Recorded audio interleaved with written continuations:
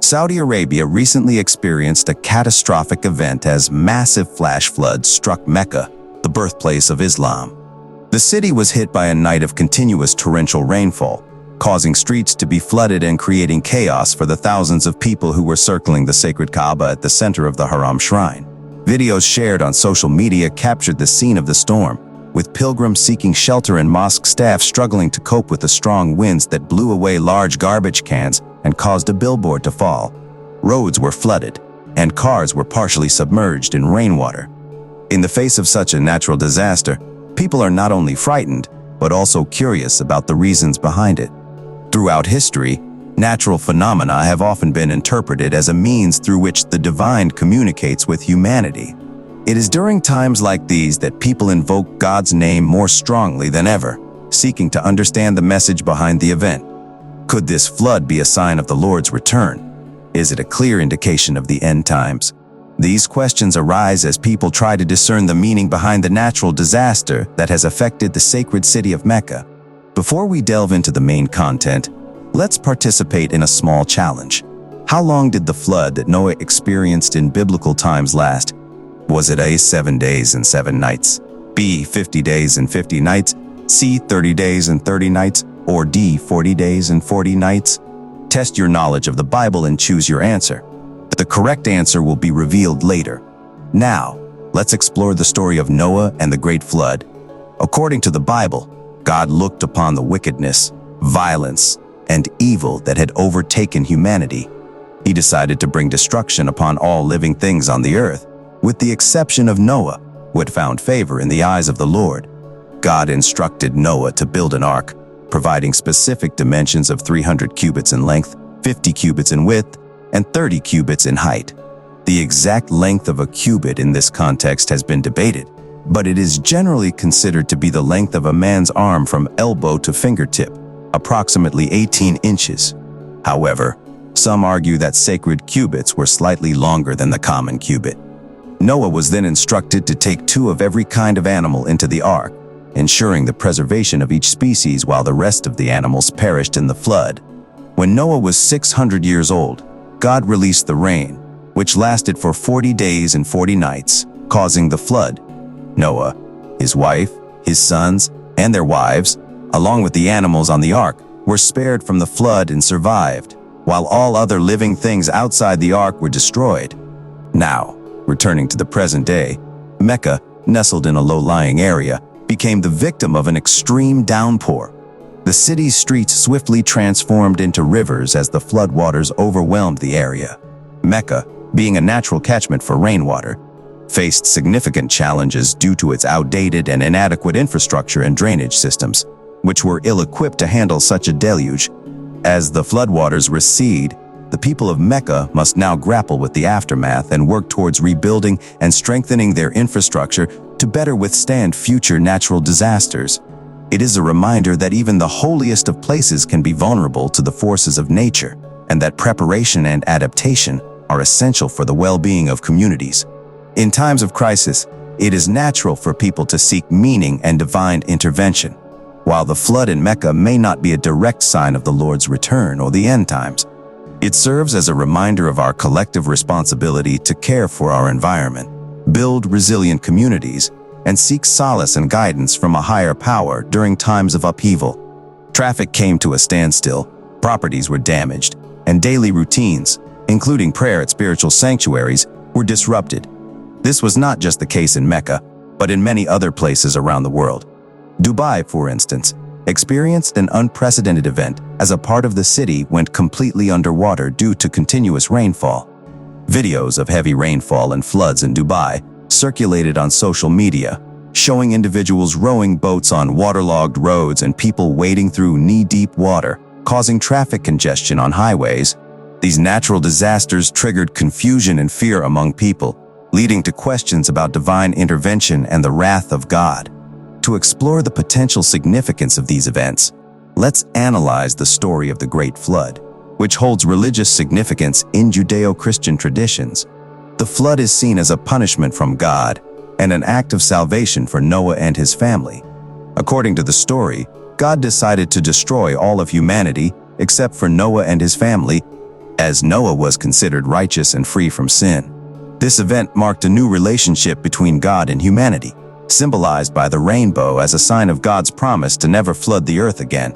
This covenant paved the way for the New Testament in Jesus Christ, who would sacrifice himself to redeem humanity from sin. The flood story carries a moral message that warns about the perils of leading an evil life. It emphasizes that life is a precious gift that should not be wasted on violence and corruption. The inclusion of animals in the flood can be interpreted as a representation of God's creation, which was intended for the benefit of humanity. However, when humans engage in wickedness, the purpose of these creations is lost. The flood story also showcases God's power to make the impossible possible when he is angered. While it is important to consider the moral and religious aspects of such events, it is also crucial to acknowledge the role of human activities in disrupting the Earth's ecosystem.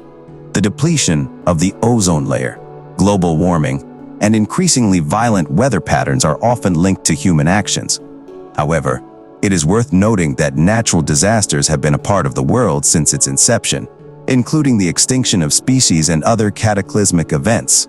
Throughout history, natural phenomena have been perceived as a means through which the divine communicates with humanity. From the beginning, God's creation was characterized by wildness, randomness, and risks. It was not a tranquil and perfect world, even before the emergence of humans. The Genesis texts highlight the negative effects of human sin on the natural order, such as increased pain in childbirth and complications in farming. The consequences of human actions extend to the natural world, indicating that acts have cosmic consequences. The fall of humanity into sin had a profound impact on the entire creation. Decay, frustration, and suffering became inherent in the world. Sin is considered the ultimate cause of natural disasters, along with death, disease, and suffering. It is important to recognize that these events are not just random occurrences but are influenced by the consequences of human actions. In biblical texts, natural disasters are often associated with God's judgment on the world. Jesus Christ himself spoke of remarkable events intensifying as a rebellion against nature, signaling the approaching end times. The Old Testament recounts instances where God sent plagues and disasters as punishment for the sins of the people. In the New Testament, Jesus warned of famines, pestilences, and earthquakes as signs of the end times. These events are seen as a wake-up call for humanity to repent and turn to God. However, it is essential to note that while natural disasters may be viewed as signs of the end times, they are also described as the beginning of sorrows or birth pains. Jesus' teachings highlight the importance of discerning the times and understanding that these events are not the culmination but the initial stages of tribulations. The collapse of societal systems, political upheaval, human crises, and natural disasters may be alarming, but they indicate the need for spiritual awakening and preparation. Natural disasters have long been perceived as events with both religious and moral implications. While they may serve as reminders of divine power and judgment, they also highlight the consequences of human actions on the natural world. These events challenge humanity to reflect on their responsibilities towards the environment, seek repentance, and build resilience in the face of future challenges. The statement that the beginning of sorrows, as mentioned by Jesus, refers to an ongoing series of tragic events leading to another significant event is an interesting perspective. In this context, the Greek word for sorrows is often associated with labor or birth pains, suggesting that these events serve as the labor pains leading to a new phase. Once these events begin, the condition of the world would continue to worsen until the culmination of a significant event. According to Jesus, when the beginning of sorrows occurs, persecution and martyrdom would befall those who follow him. Many would stumble and stop following Jesus due to this intense persecution, and even betray and hate each other out of fear. False prophets would rise and deceive many people, and lawlessness and lovelessness would increase. However, Jesus assures that after these events, the end of the age will come. The beginning of sorrows and the subsequent worsening of the labor pains would lead to a period known as the Great Tribulation, characterized by great catastrophe and anguish. After this terrible time, the sign of the Lord's coming would appear, and Christ, accompanied by all those in heaven, would return. This scene is similar to the description in Revelation 19, depicting the return of Christ with a multitude of saints. By foretelling these events, including the beginning of sorrows, Jesus prepares his disciples for the difficulties they will face in their lifetimes. He reminds them that things will get worse than what they themselves will experience, but it will ultimately culminate in the Messianic kingdom, as prophesied by the prophets. Having the end of the story, the disciples could walk with hope and urgency, understanding the importance of making the most of the opportunity. Peter later challenges his readers to live holy and godly lives, considering the ultimate outcome of these events. Recognizing that things will end in this way, they are encouraged to align their lives with God's will. Thus, while facing natural disasters, there is no need to be afraid because God is in control. Even when natural disasters occur, God is at work, doing new things and making a way in the wilderness and streams in the wasteland. It is important to recognize that God does not decree natural disasters but permits them to happen. In the book of Job, God allowed Satan to bring about disasters to test Job.